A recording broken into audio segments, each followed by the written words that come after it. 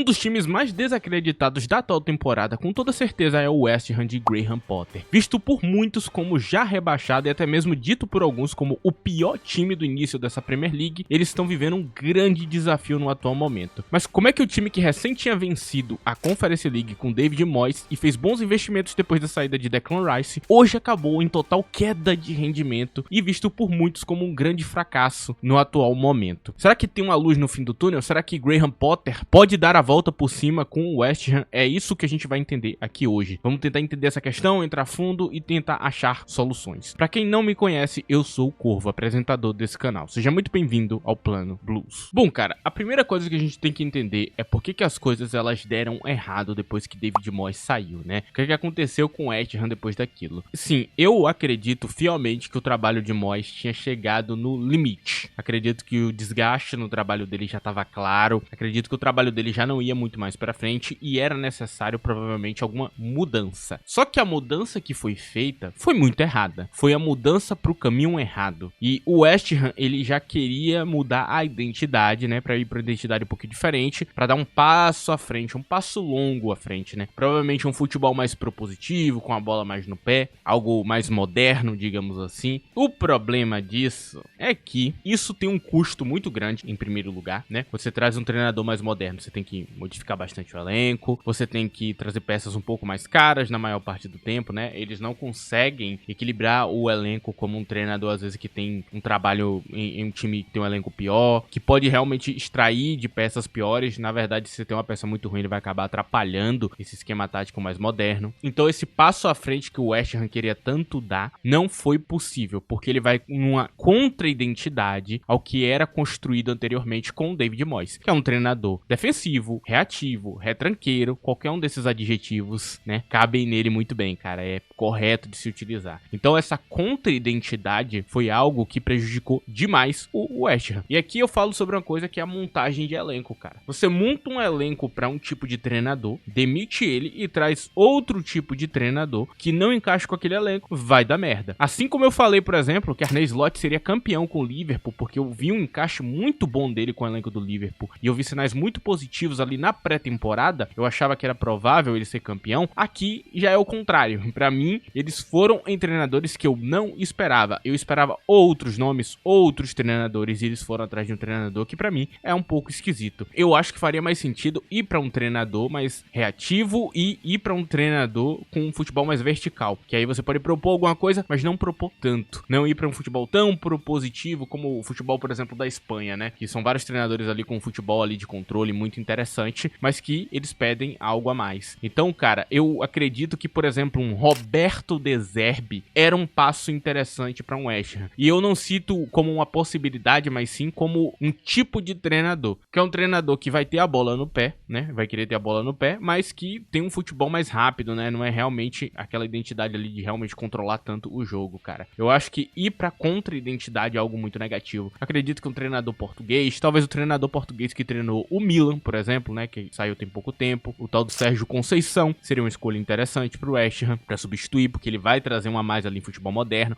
mas mantém parte da identidade, sabe lidar com vários tipos de jogador, ser maleável e tudo mais. Só que falar isso hoje aqui é ser engenheiro de obra pronta, né? Já aconteceu o erro, já aconteceu na época que eles investiram, né, naquilo ali e acabou dando errado, cara. E tem um outro fator que realmente impactou demais o West Ham, cara, que é um jogador chamado de Declan Rice. A dolorida saída de Declan Rice, e ele não tinha substituto, ele era insubstituível. E aqui eu converso um pouco sobre esse jogador e por que eu gosto tanto dele, cara. Assim, cara, muita gente não entende por que eu hypo tanto Declan Rice, porque eu falo tão bem dele, e não é só pelas atuações em campo, não é porque ele fez gol de falta no Real Madrid, não é nada disso. Acredito que é porque ele tem todas as características que você precisa em um volante da mais pura elite do futebol, cara. Ele tem tudo, ele tem todas as características. A grande crítica que eu vi as pessoas fazendo, e que é um pouco justa, é sobre a capacidade dele de fazer a bola ir pra frente e fazer bola entre as linhas, né? Uma coisa que é muito comum. E realmente é uma limitação dele. Ele realmente não é um jogador que dá pra dizer que é cerebral, e talvez seja a grande diferença dele pra um Rodri. Mas o resto todo, ele tem dentro dele, cara. Ele tem as habilidades de um Rodri dentro dele ali como jogador. Ele só não tem essa capacidade super criativa que um Rodri, por exemplo, tem. Só que ao mesmo tempo, ele não é pouco criativo. Ele é bem criativo pra um jogador mais defensivo. E não não só isso, ele tem outras habilidades ali que eram essenciais. Às vezes ele fazia um gol muito importante, às vezes ele arrumava toda a linha de defesa. Então o West Ham na parte defensiva era muito mais organizado. Ele é um capitão, então ele é um cara que é pra vestir braçadeira, pra decidir coisa em campo, pra organizar as coisas, pra acalmar os jogadores, pra dar instrução, pra ver problemas ali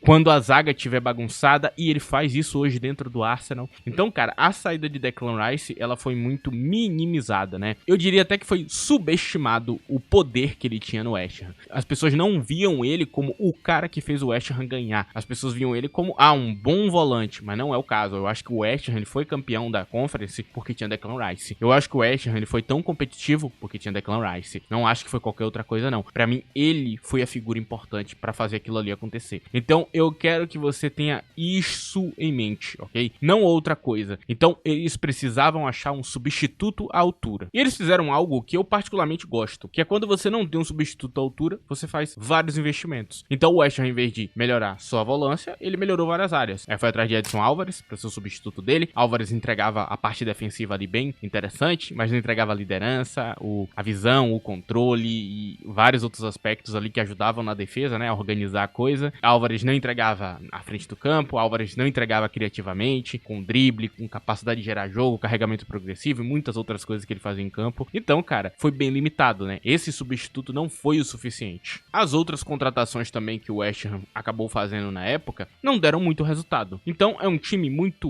limitado.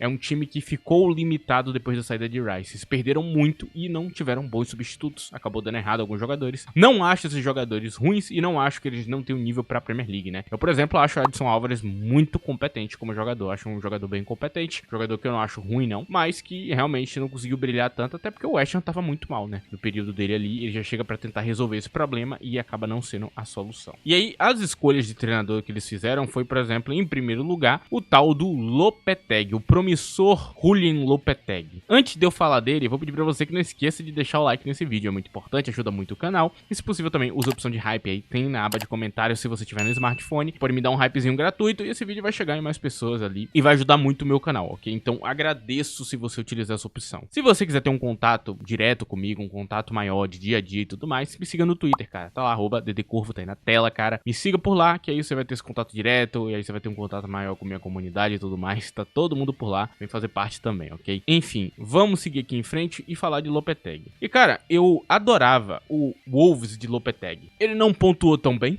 o Wolves não queria investir e ele foi embora. Mas o futebol jogado era muito da hora. Assim, era legal de assistir as partidas de Lopetegui, cara. De fato, assim, eu tenho que falar. Ele tinha um belo futebol, cara. Um futebol bonito. Que não deu muito resultado. E no West Ham, foi a mesma coisa. Eu diria que uma coisa que pode definir muito bem o West Ham de Lopetegui era como ver um jogador de vôlei jogando basquete, né? Eu acho que é até possível, mas são coisas diferentes. São características diferentes. Então era um time jogando uma identidade que não combinava. Não dava certo. Eles não estavam prontos pra circular tanta bola, pra ter um futebol tão ofensivo assim. Então, cara, essa linha mais alta que ele tava propondo, às vezes usando formações muito mais agressivas ali, né, em campo, deu muita merda. Deu uma cagada gigantesca, cara. Acabou dando muito errado, porque o West Ham até tinha um ataque bem promissor, mas a defesa deixava muito a desejar. O equilíbrio do campo tava muito ruim. Lopetegui tentou equilibrar e não chegou em uma conclusão. Ele não conseguiu organizar as coisas a tempo. Então, logo, o West Ham começou a decair cada vez mais. E o West Ham de Moyes começou a parecer algo muito bonito aos olhos daquele West Ham de Lopetegui, que não conseguiu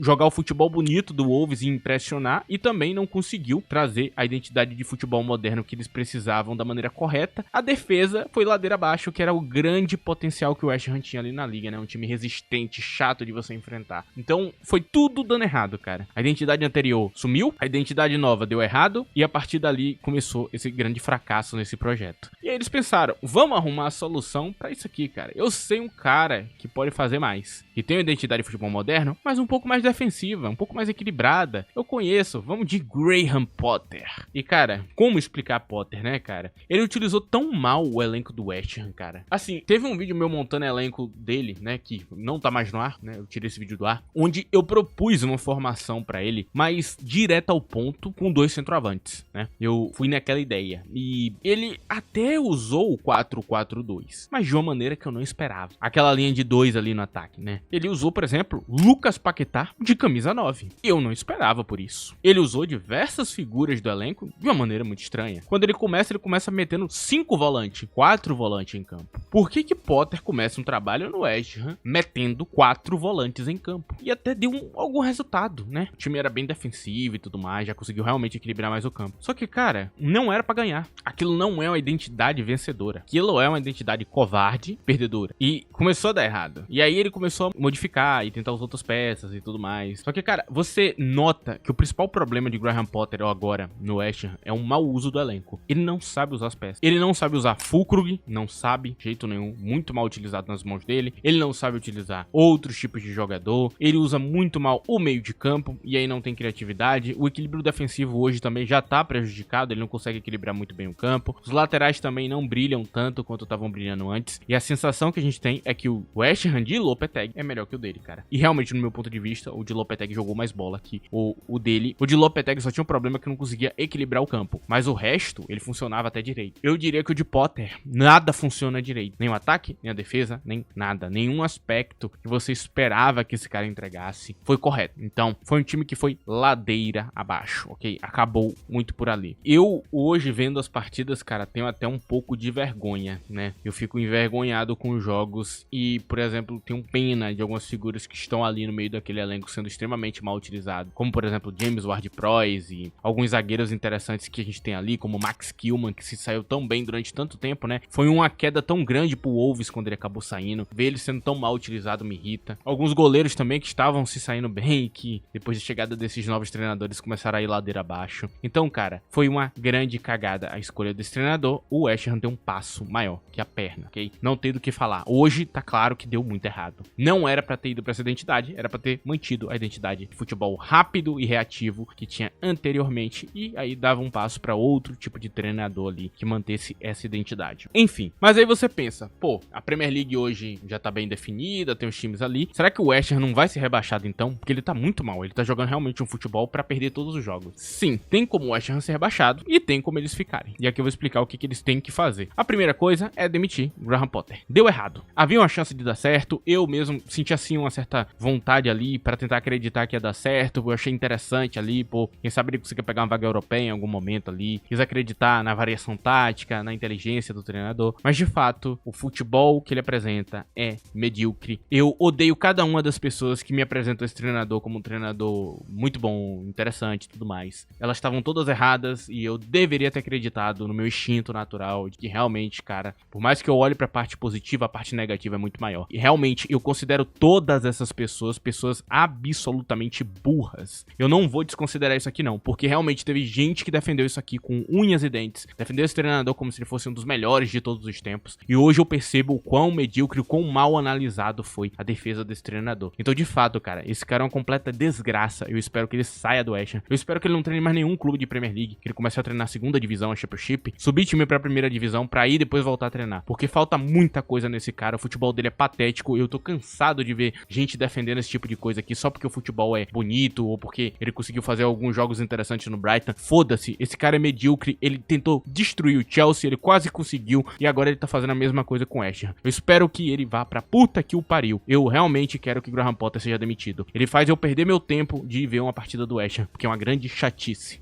Rage aqui dado, a gente agora começa a olhar pra possível salvação. A primeira coisa que eu preciso deixar claro pra vocês é o elenco do West Ham. É bom, é bem montado, tem bons jogadores, tem bom lateral, tem bom zagueiro, tem bom meio de campo, tem alguns atacantes interessantes ali, tem figuras como, por exemplo, Jarrod Bowen, que é super interessante, um jogador muito bom, realmente, um dos jogadores ingleses que mais impressionam. Tem várias figuras interessantes ali, tem alguns goleiros interessantes, então, cara, o West Ham tem um elenco bem montado pra permanecer. Um elenco sólido. Uma possível solução é trazer um novo treinador. E aí, vai naquela identidade do que eu falei, né, anteriormente, né, trazer um treinador com a identidade mais defensiva, mais reativa. Tem um nome que é super interessante pro West Ham, que pra mim sempre teve uma boa combinação com eles, e que eu queria que ele tivesse sido contratado no lugar de Potter, que era Kieran McKennie, que treinou o Ipswich Town, mas ele não queria sair, né? Ele queria jogar a primeira divisão com o Ipswich Town, tentar permanecer com eles. Com o West Ham é muito mais fácil dele permanecer, porque o elenco é muito melhor que o que ele tinha anteriormente. Só que, claro, vai pegar coisa no meio da temporada, esse pré-temporada vai ser um desafio muito grande. Talvez ele não consiga cumprir, mas o estilo de futebol dele, cara, é bem reativo, defensivo, rápido, tudo que você precisa, e agora com um elenco muito melhor nas mãos. Existe uma chance disso aqui dar muito certo. E pra mim a solução definitiva é se o Forest fizer a cagada de demitir o treinador atual. Eu iria em massa atrás de Nuno Espírito Santo. E eu ia falar pra ele, cara, treina meu time 5 anos, 10 anos, treina esses caras com essa identidade. Vamos manter o West Ham o mais alto possível na tabela. Eu acho que se ele pôs o Forest na posição que colocou, ele consegue colocar o West Ham em posição parecida e o West Ham jogar uma Liga Europeia no futuro também.